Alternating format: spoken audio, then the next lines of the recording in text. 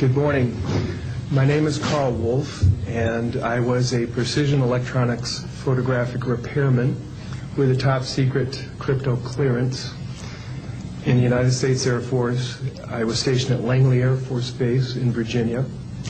In 1965, in mid-1965, I was loaned to the Lunar Orbiter Project at NASA on Langley Field. Dr. Colley was in charge of that project. They had problems with a piece of electronic equipment that was bottlenecking their production of photographs. I went to the facility, and when I walked into the facility, there were scientists from all over the world. I was stunned, actually, to see people at a NASA project from all over the world. It didn't make any sense to me initially. I was taken into the laboratory where the equipment was malfunctioning. I couldn't repair it in the dark. I asked to have it removed. A airman second class was in the dark room at that time. I was also an airman second class. I was interested in how the whole process functioned, how the data got from the lunar orbiter to the laboratory. I asked the young man if he described the process to me. He did. About 30 minutes into the process, he said to me, in a very distressed way, by the way, we've discovered a base on the backside of the moon. And then he proceeded to put photographs down in front of me, and clearly in these photographs were structures, mushroom-shaped buildings, spherical buildings, and towers. And at that point, I was very concerned because I knew we were working on compartmentalized security. He had breached security, and I was actually frightened at that moment. And I did not question him any further. And a few moments later, someone did come into the room. I worked there for 3 more days, and I remember going home and naively thinking, I can't wait to hear about this on the evening news. And here it is, more than 30 years later, and I hope we hear about it tonight. And I will testify under oath before Congress that what I'm saying is the truth.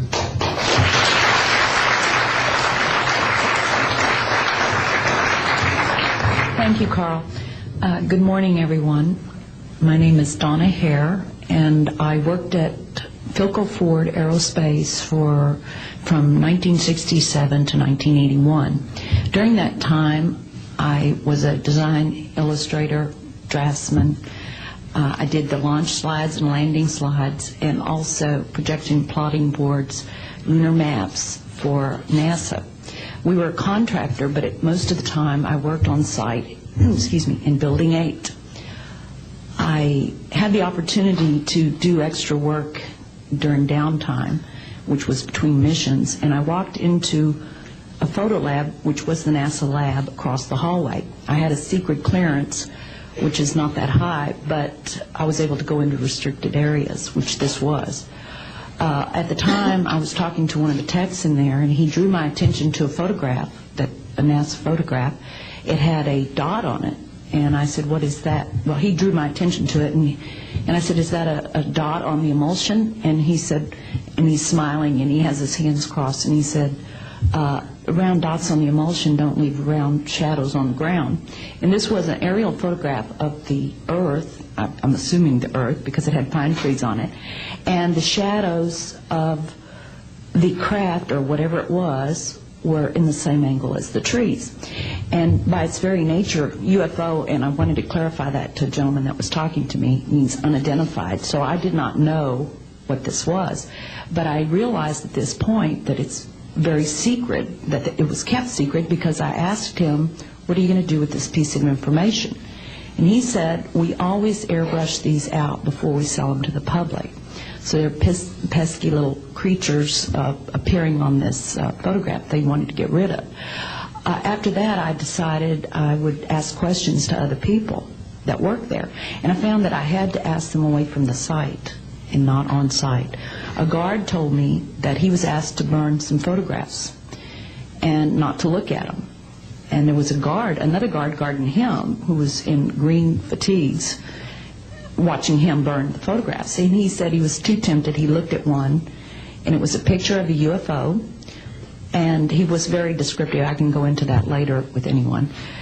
He immediately was hit in the head, and he had a big gash in his forehead. He was knocked out, and he's terrified, so he would have to be protected. Another incident, I knew someone in quarantine with the Apollo astronauts.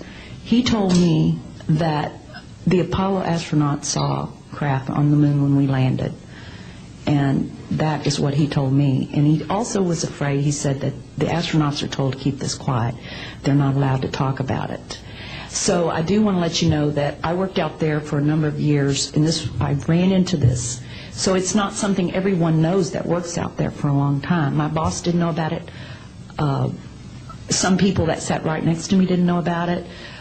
It's very strange because I don't know how they can do it, but they can let some people know about it and then others not. I'm willing to testify before Congress that what I'm saying is true, and thank you very much.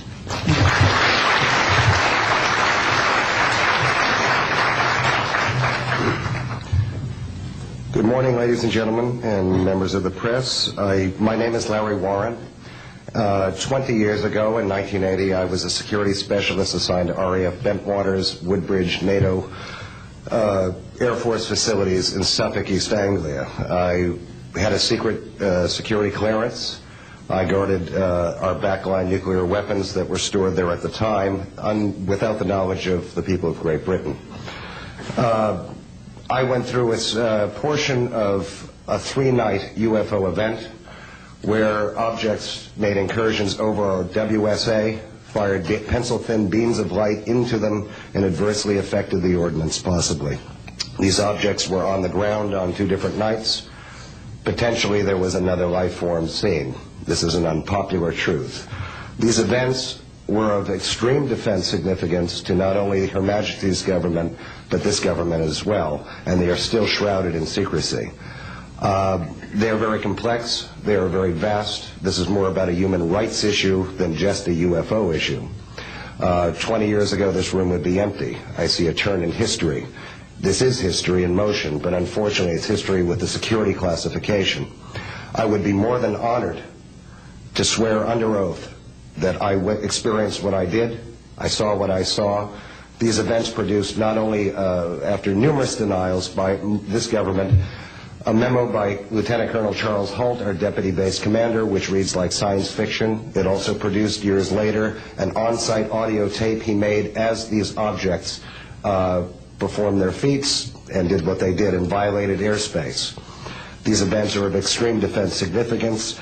I hope my brothers in arms that went through these events will be given immunity at some point and be able to join us here. It is an honor to share the stage with all of these people.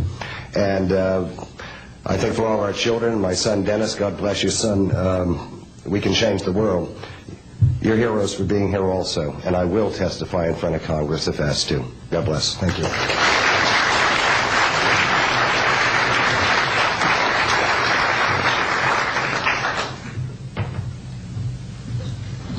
My name is George Filer III. The reason I'm here is because George Filer V is in the hangar and will be born on Friday. And I'm a retired intelligence officer and flyer with almost 5,000 hours, and I didn't believe in UFOs until London Control called us in the winter of 1962 and asked us, would we chase one? And we said, sure. So we let down from 30,000 feet to 1,000 feet where the UFO was hovering, and we went into a steep dive and actually exceeded the red line of the aircraft. So it's kind of dangerous chasing UFOs. In any case, I was able to get the UFO on the aircraft radar at about 40 miles, and we could see a light out in the distance, and as we closed, we kept on picking up this radar return. The point I'm mentioning that the radar return was very distinct and solid, indicating it was some kind of a metallic object. We got about a mile from the UFO, and it kind of lit up in the sky and went off into space, very similar to what the shuttle looks like when it takes off. Later on, I was working in intelligence. In Vietnam, I briefed General Brown about UFOs. When I was in 21st Air Force, McGuire Air Force Base, briefed General Glau about a UFO over Tehran, Iran in 1976. that two F-4s from the Iranian Air Force had taken off and tried to intercept the UFO, and when they turned on their fire control systems, they immediately went on, all the electrical systems went out, the planes had to return to base. This was particularly significant because it was also picked up on satellite.